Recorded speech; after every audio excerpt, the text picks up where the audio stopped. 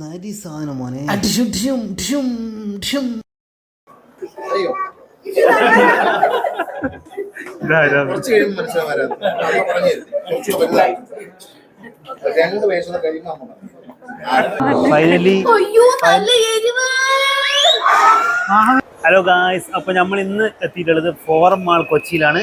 Forum mall കൊച്ചിയിൽ വന്നു. നമുക്ക് ഇവിടെ ഒരു ഭയങ്കര മോട്ടോ എക്സ്പോ നടക്കുന്നുണ്ടെന്ന് പറഞ്ഞിട്ടാണ് നമ്മൾ ഇങ്ങോട്ട് വന്നത്. അപ്പോൾ നമുക്ക് മോട്ടോ എക്സ്പോ ഒക്കെ ബൈക്കിൻ്റെയും കാറിൻ്റെയും ഒക്കെ മഹാമേള നടക്കുന്നുണ്ടെന്നൊക്കെ പറഞ്ഞു. അപ്പോൾ നമുക്കതൊന്ന് പോയി കണ്ടുനോക്കാം. അതിനുശേഷം ഒരു ഫൺ സിറ്റിയിലൊന്ന് കയറണം, കുട്ടികളുടെ ഫൺ സിറ്റി കാണണം, പിന്നെ ഒരു മൂവിയും കാണണം. അപ്പോൾ നമുക്ക് എല്ലാം കൂടി കണ്ടിട്ട് നമുക്ക് നേരെ തിരിച്ചു പോകാം. അതിന്റെ വിശേഷങ്ങൾ കാണാം. ഒരുപാട് വലിയ കാറുകളുടെ മേളയാന്നൊക്കെയാണ് പ്രതീക്ഷിച്ചത്, പക്ഷേ അത്രക്കൊന്നും ഉണ്ടായിട്ടില്ല. പക്ഷേ മാളിൻ്റെ ഉള്ളിലാണ് എന്നുള്ളത് കൊണ്ട് തന്നെ ഇവർക്ക് അത്രയൊക്കെ ചെയ്യാൻ പറ്റുകയുള്ളൂ. അതുകൊണ്ട് തന്നെ അത്യാവശ്യം ഉണ്ടായിരുന്നു.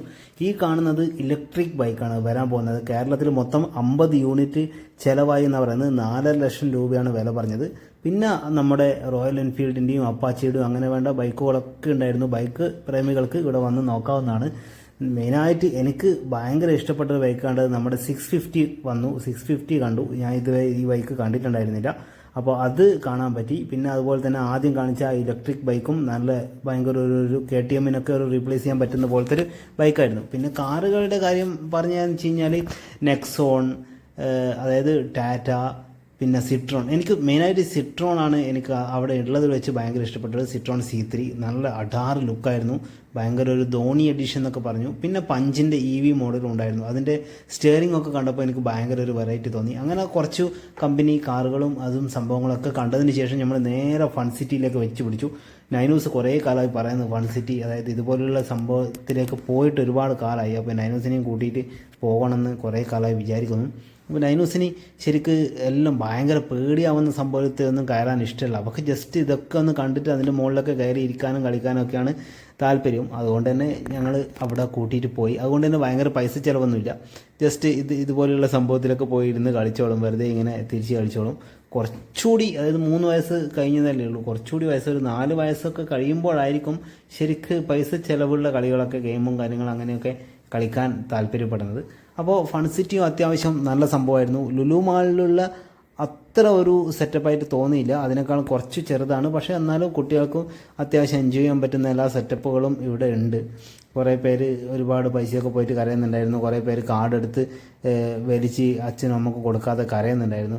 പിന്നെ ഇത് എനിക്ക് ഭയങ്കര ഫണ്ണായിട്ട് തോന്നിയത്, ആ കുട്ടി VR ക്യാമറ വെച്ചിട്ട് ഭയങ്കരമായിട്ട് എന്താ പറയേണ്ടത് പേടിച്ച പോലെയൊക്കെ കളിക്കുന്നുണ്ടായിരുന്നു.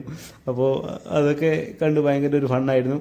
അപ്പോൾ നൈനൂസ് ഭയങ്കരമായിട്ട് എൻജോയ് ചെയ്തു. നൈനൂസ് ഒരുപാട് ഇഷ്ടപ്പെട്ടു. അതായത് അവിടുന്ന് പോകാമെന്ന് പറഞ്ഞിട്ട് എത്ര പറഞ്ഞിട്ട് വരുന്നുണ്ടായിരുന്നില്ല. കുറേ സമയം അവിടുന്ന് കളിച്ചു. ചില ഫ്രണ്ട്സിനൊക്കെ കിട്ടിയിട്ടുണ്ടായിരുന്നു അതിലിടക്ക്. അവിടുന്ന് അങ്ങനെ എല്ലാവരും പേരും കളിച്ചു. ലാസ്റ്റ് ഒരുപാട് കഷ്ടപ്പെട്ടിട്ടാണ് അവിടുന്ന് പോകാമെന്നൊക്കെ പറഞ്ഞ് നാളെയും വരാമെന്നൊക്കെ പറഞ്ഞിട്ടാണ് അവൾ അവസാനം അവിടുന്ന് വരാമെന്ന് സമ്മതിച്ചത്. പിന്നെ അവിടെ നല്ല കുറച്ച് ഗൺഷോട്ടിൻ്റെ ഒരു ഗെയിം ഉണ്ടായിരുന്നു. അതൊക്കെ എടുത്തിട്ട് കുറേ സമയം കളിക്കുന്നുണ്ടായിരുന്നു. അത് എനിക്കും ഭയങ്കര ഒരു രസം തോന്നി അതെടുത്തിട്ട് കളിക്കാൻ. അതെടുത്തിട്ട് പൈസ കാർഡ് റീചാർജ് ചെയ്യാത്തത് കൊണ്ട് തന്നെ വേറെ ഒന്നും ചെയ്തൊന്നുമില്ല. പക്ഷേ എന്നാലും വെറുതെ എടുത്തിട്ട് ഇങ്ങനെ ഗണ്ണൊക്കെ എടുത്തിട്ട് കളിക്കാനൊരു രസം, ഒരു മനസ്സുഖം. അതിനുശേഷം നമ്മൾ നേരെ വിട്ടത് PVRലേക്കാണ്. ഫോറം മാളിലെ PVR തുടങ്ങിയതിന് ശേഷം ഇതുവരെ ഇവിടെ വരാൻ പറ്റിയില്ല. അപ്പോൾ അവിടെ എൻട്രി മാസ് നല്ല രസമായിരുന്നു. മമ്മൂട്ടിയുടെ മോഹൻലാലിൻ്റെ ഒക്കെ ചിത്രം വെച്ച് അവിടെ എത്തിയപ്പോൾ തന്നെ സിനിമ ആരോ സെലിബ്രിറ്റീസൊക്കെ പുറത്തേക്ക് വരുന്ന പോലെ കണ്ടു. അപ്പോൾ ഇപ്പോൾ നമ്മുടെ മന്ത്രി ഗണേഷ് കുമാറും അനാർക്കലിയും പിന്നെ സുരേഷ് ഗോപിയുടെ മകൻ ഗോകുലും എല്ലാവരും ഉണ്ടായിരുന്നു. ഗണേഷ് കുമാർ കണ്ടത് നൈനൂസിനോട് മിണ്ടാൻ വന്നു.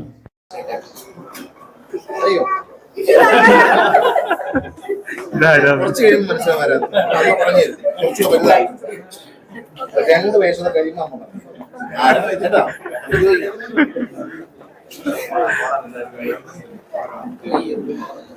അങ്ങനെ അവരൊക്കെ പോയതിന് ശേഷം ഞങ്ങൾ നേരെ PVRൻ്റെ ഉള്ളിലേക്ക് കുതിച്ച് കയറി. അവിടെ നല്ല സെറ്റപ്പായിരുന്നു. മോഹൻലാലും മമ്മൂട്ടിയുടെ ഒക്കെ പിക്ചറൊക്കെ വെച്ച് നല്ല രസമായിരുന്നു. മുന്നിലത്തെ സീറ്റായിരുന്നു. ഫൈനലി അങ്ങനെ സിനിമ കണ്ടു, ഗണേഷ് കുമാറിനെ കണ്ടു, ഗഗനാചാരി എന്ന് പറഞ്ഞ സിനിമ കണ്ടു. അവിചാരിതമായിട്ടാണ് സിനിമക്ക് പോയത്. അപ്പൊ പോകുന്ന വഴിക്ക് നമ്മള് ഗണേഷ് കുമാറിനെ കണ്ടു. ഗണേഷ് കുമാറൊക്കെ സിനിമ കഴിഞ്ഞിട്ട് ഇറങ്ങി വരുന്നുണ്ടായിരുന്നു. ഗണേഷ് കുമാറും നമ്മുടെ നായികയുടെ വരുന്ന അനാർക്കലി, ഗണേഷ് കുമാർ, അനാർക്കലി ഇവരൊക്കെ സിനിമ കണ്ട് ഇറങ്ങി വരുന്നുണ്ടായിരുന്നു. അപ്പോൾ നൈനൂസ് എന്നോട് സംസാരിക്കുകയും ചെയ്തു ഗണേഷ് കുമാർ. നൈനൂസിനോട് സംസാരിച്ചു. നൈനൂസ് ചോദിച്ചു ഇതാരാന്ന് ചോദിച്ചു ഗണേഷ് കുമാറിനോട്. അപ്പോൾ ഗണേഷ് കുമാർ പറഞ്ഞു വലുതായോ പറഞ്ഞു മനസ്സിലാവും എന്നൊക്കെ പറഞ്ഞിട്ട് അങ്ങനെയൊക്കെ കുറച്ച് വർത്താനൊക്കെ പറഞ്ഞു. അങ്ങനെ അവര് പോയി. സിനിമേനെ പറ്റി പറയാന്ന് വെച്ച് കഴിഞ്ഞാല് ഒരു ഫൺ പടം, ഭയങ്കര വെറൈറ്റി എന്ന് വെച്ച് കഴിഞ്ഞാല് ആരും എടുക്കാത്ത ഒരു വിധത്തില് ഇതുവരെ ഹോളിവുഡ് ഒക്കെ ടൈപ്പ് എന്ന് പറയും നമ്മള്. ഈ സിനിമ ഹോളിവുഡ് ഒന്നും കണ്ടിട്ടില്ല, നമുക്ക് അറിയില്ല. ഇങ്ങനത്തെ കാണാറുണ്ടോ ഒരു ഏലിയൻസിന്റെയോ അങ്ങനത്തെ ഒക്കെ എല്ലാം ആ ഒരു ലെവൽ പടം. പക്ഷെ നല്ലുണ്ട്, കണ്ടിരിക്കാൻ പറ്റും. എല്ലാവർക്കും ഒരു ഫണ്ണായിട്ട് കണ്ടിരിക്കാൻ പറ്റും. ക്ലൈമാക്സ് ഒന്നും എനിക്ക് അത്ര പിടിച്ചിട്ടില്ല. കുറെ സ്ഥലത്ത് ചിരിക്കാനുണ്ട്, എല്ലാ ആൾക്കാരും ആർത്ത് ചിരിക്കുന്നുണ്ടായിരുന്നു. ക്ലൈമാക്സ് ശരിക്കും പെട്ടെന്ന് ഇങ്ങനെ ഇട്ട പോലെ ആയി. പക്ഷെ എന്നാലും പടം കുഴപ്പമില്ലാത്തൊരു പടം. അങ്ങനെ ഒരു മോശം പടം പറയാനൊന്നുമില്ല. വെറൈറ്റി പടം. അതെ. അതുപോലെ തന്നെ കഴിഞ്ഞ പടം ഇഷ്ടപ്പെട്ടു അല്ലേ? ഏതായിരുന്നു കഴിഞ്ഞ ദിവസം കണ്ടത്, ഇന്നലെ കണ്ടത്?